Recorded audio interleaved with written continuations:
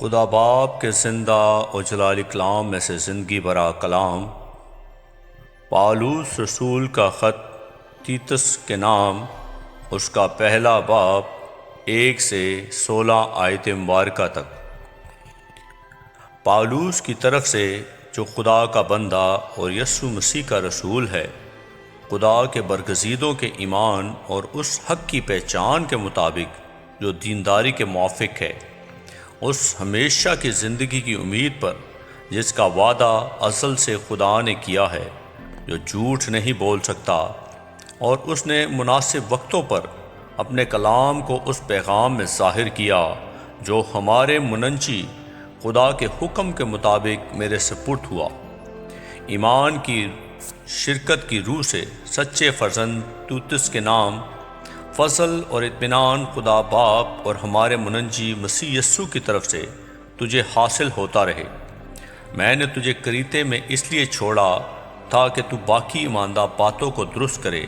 اور میرے حکم کے مطابق شہر بشہر ایسے بزرگوں کو مقرر کرے جو بے الزام اور ایک ایک بیوی کے شوہر ہوں، اور ان کے بچے ایماندار اور بدچلنی اور سرکشی کے الزام سے پاک ہو، کیونکہ نگہبان کو خدا کا مختار ہونے کی وجہ سے بے الزام ہونا چاہیے، نہ خود رائے ہو،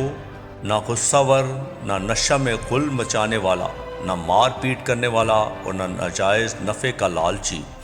بلکہ مسافر پرور، خیر دوست، متقی، منصف مزاج، پاک اور ضبط کرنے والا ہو، اور ایمان کے کلام پر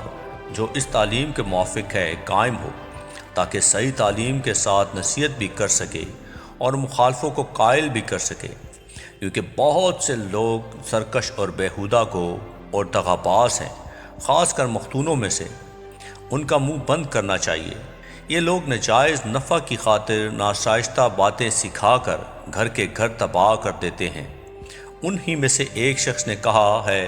جو خاص ان کا نبی تھا کہ کریتی ہمیشہ جھوٹے موذی جانور اخدی کھاؤ ہوتے ہیں۔ یہ گواہی سچ ہے، بس انہیں سخت ملامت کیا کر تاکہ ان کا ایمان درست ہو جائے، اور وہ یہودیوں کی کہانیاں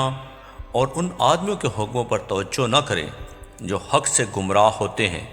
پاک لوگوں کے لیے سب چیزیں پاک ہیں، مگر گناہ آلودہ اور بے ایمان لوگوں کے لیے کچھ بھی پاک نہیں، بلکہ ان کی عقل اور دل دونوں گناہ آلودہ ہیں۔ وہ خدا کی پہچان کا دعویٰ تو کرتے ہیں، مگر اپنے کاموں سے اس کا انکار کرتے ہیں، کیونکہ وہ مکروہ اور نافرمان ہیں اور کسی نیک کام کے قابل نہیں۔ آمین۔ پاکلام کے پڑھے اور سنے جانے پر خدا ان کی برکت ہو، خدا ان کا شکر ہو۔ آمین۔